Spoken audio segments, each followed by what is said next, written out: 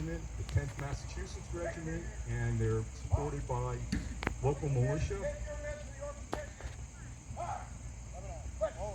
Continentals are trained, similar to the British regulars, to fight in line, to fire volleys at the enemy, and they can get off up to 4 shots a minute. So every 15 seconds, if you think about a British regiment or an American regiment, it's supposed to be 500 men, and you get into range, 100 yards, and they're firing 500 muskets at the same time and sending a wave of 500 balls downfield. And then 15 seconds later, another 500. And then 15 seconds later, another 500. And 15 seconds later, another 500. The whole concept was to turn the human company of troops, or battalion of troops, into a human machine gun.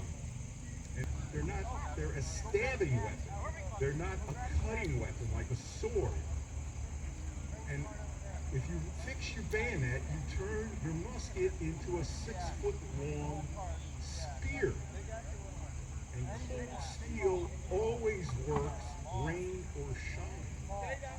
People don't remember, but when Washington fought the Battle of Trenton in the day after Christmas, because they served in the militia and it was a provincial force. Oh, the sentries have spotted the advance of the Crown forces who are coming out to see if they can drive away General Sullivan's invading force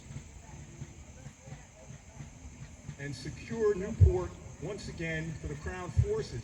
If you look down the road, you'll see British soldiers wearing cut down tricorns into caps, and they have shortened regimental coats. These are British light infantry. This is the elite light troops that are stationed on the flank of a British regiment, and they are usually the youngest, most agile, most physically fit men. And light infantry troops are the basis for our modern Rangers or Special Forces.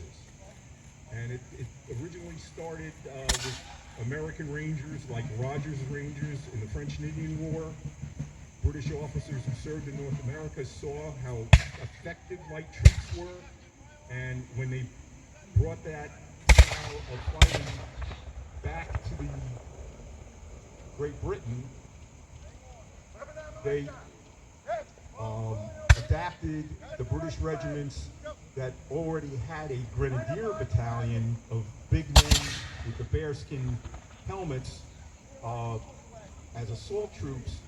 They originally carried grenades that were hand-thrown bombs in the 17th century, and the grenadier company would be on the right side of your battalion, and they adapted the fighting by putting a light infantry company on the left side of the battalion.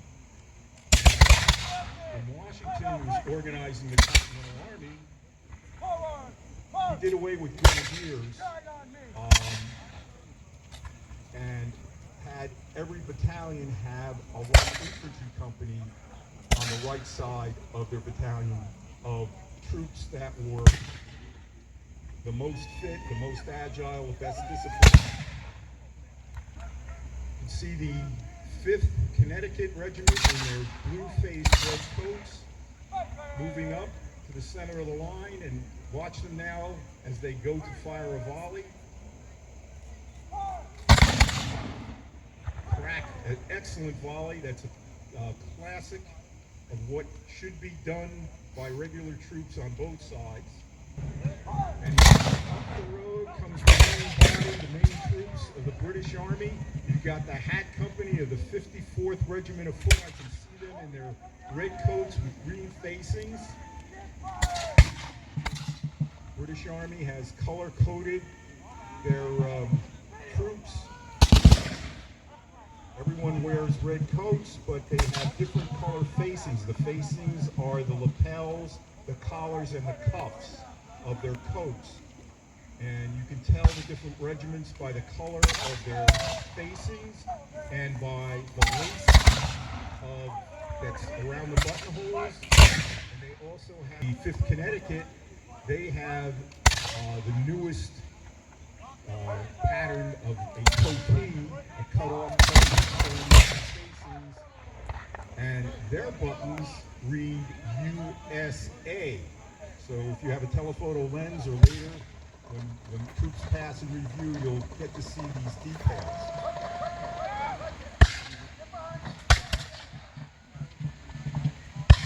Here come the British regulars. They're dressing on the crown color, the regimental color in the center of the line, held by a ensign, the lowest ranking officer in both armies was an ensign. His job is to carry the flag, a point of honor for either regiment.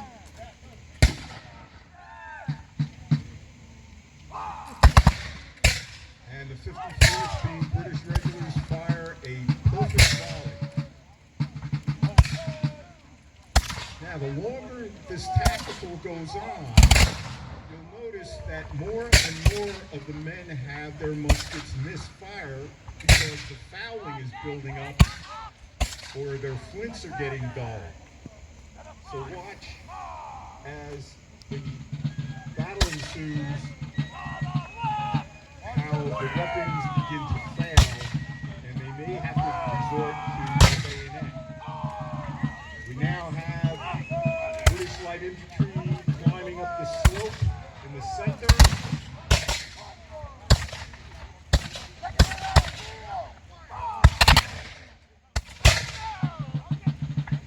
And one thing about black powder, it creates a tremendous amount of smoke.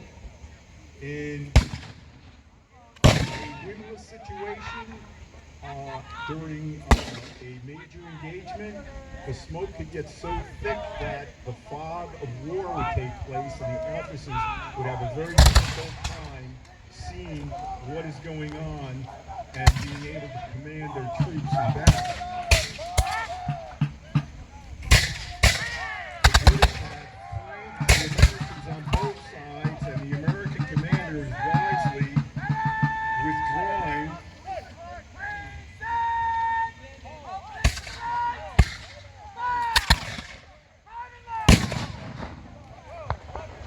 Watch the troops as they reload. They reach into their leather cartridge boxes. They pull out a paper cartridge which has the powder and would have the ball if it was a live round. Because their muskets in their left hand, they have to tear that open with their teeth. The only military health requirement in the 18th century to join the army. I can see that we've got men of the British light infantry. Some of them are wearing caps that read 8th Regiment of Foot. Others, I believe, are from the 54th Regiment of Foot that have their horsehair crowns to decorate their caps. By the way, the members of the 8th Regiment of Foot that are here today have come all the way down from Canada and have traveled great distance to participate with their brothers here in the Brigade of the American Revolution.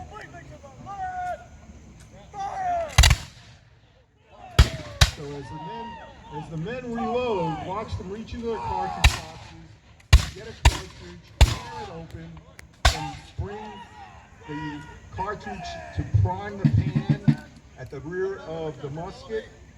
They shut their pan. They then flip the musket around and pour the rest of the powder down the barrel.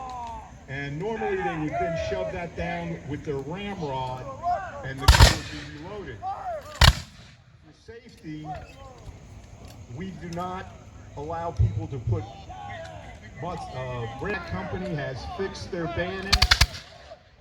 They're coming in for the final kill. It's going to be full steel. best bayonet man in the world.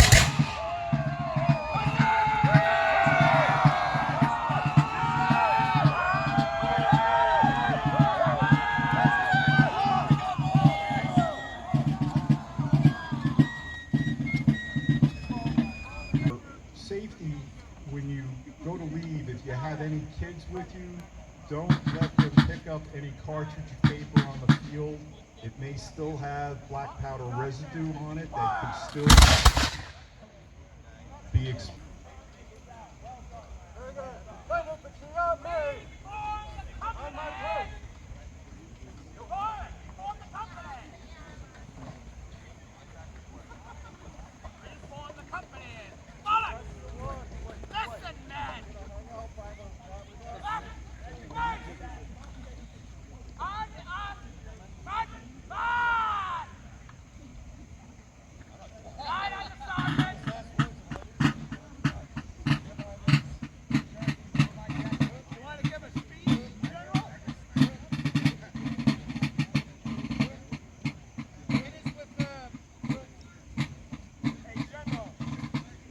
The commanding general is going to say a few words to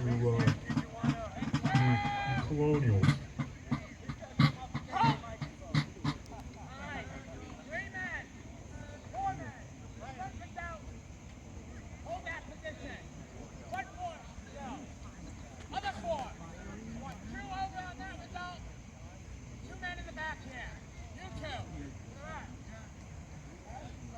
Good day to you all, and welcome here to Chase Farm.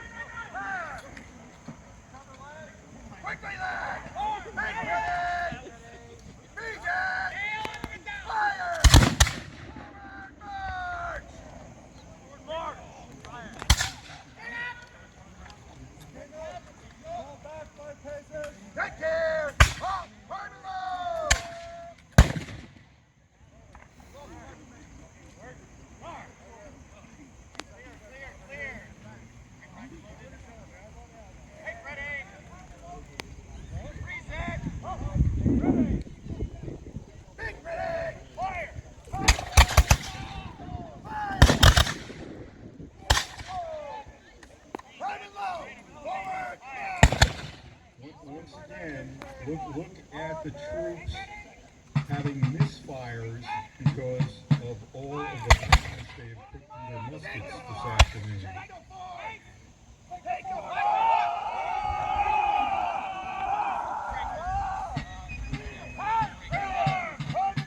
But our British commander had let his guard down and was too busy looting the camp to post proper sentries, and his forces have been driven back in disarray.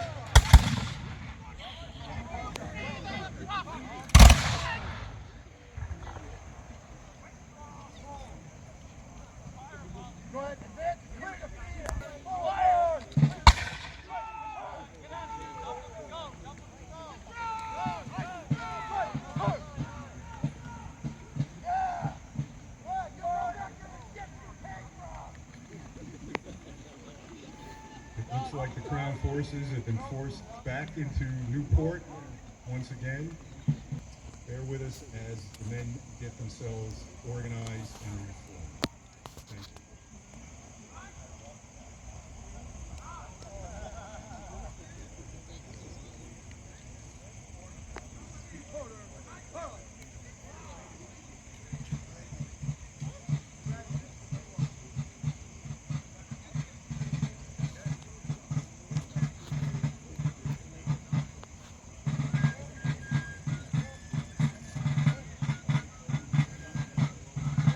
you.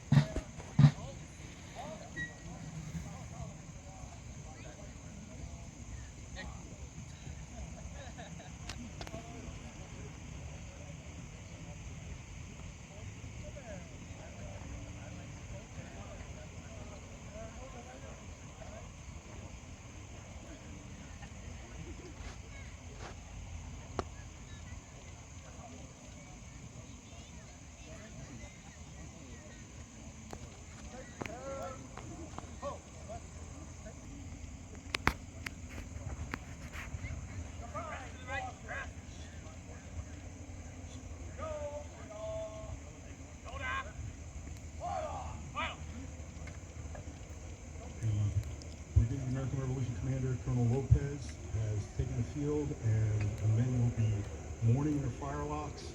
They'll play Rosslyn Castle as a funeral dirge, as a remembrance